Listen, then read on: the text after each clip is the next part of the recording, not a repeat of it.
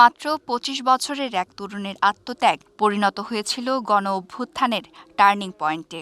কিন্তু রাষ্ট্রীয় স্বীকৃতি মিললেও আজও শূন্য ছেলের ঘর, আর নিঃশব্দ কান্নায় ভেঙে পড়েন তার মা-বাবা।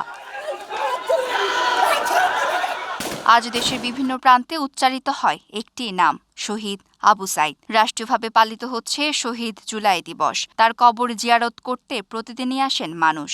গ্রামে হয়েছে নতুন রাস্তা, উঠেছে নতুন ঘর, কিন্তু মা বাবার বুকের শূন্যতা আজও পূরণ হয়নি।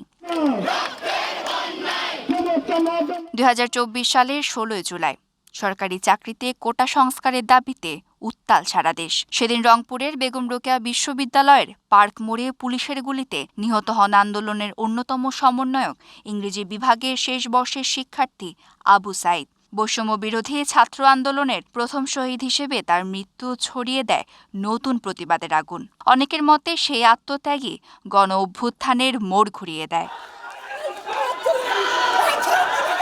শাহাদাতের ২ বছর পূর্ণ হলেও পীরগঞ্জের বাবনপুর গ্রামে তার বাড়িতে এখনও নেমে আসে নীরবতা। পরিবারের সদস্যরা আজও ভুলতে পারেনি সেই দিনের স্মৃতি। মামলার রায় হলেও দ্রুত পূর্ণাঙ্গ বাস্তবায়নের অপেক্ষায় রয়েছেন তারা।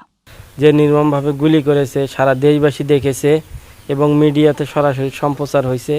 তারপরেও এই মামলার রায় দিতে এবং এই রায় কার্যকর করতে দীর্ঘসূত্রিতা যে তৈরি হয়েছে।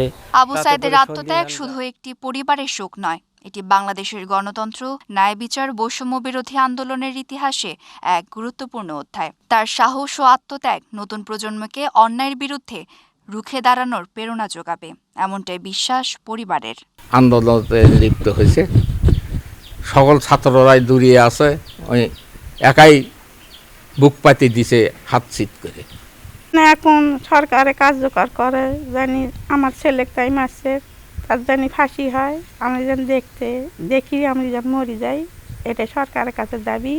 রাষ্ট্রীয় সম্মান, মানুষের ভালোবাসা আর ইতিহাসের পাতায় অমর হয়ে আছেন আবু সাইদ।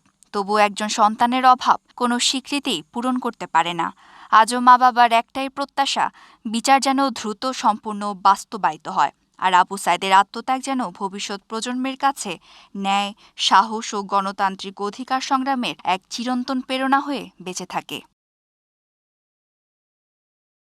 হৃদিতা কর্মকার, ডেস্ক রিপোর্ট, ঢাকা পোস্ট।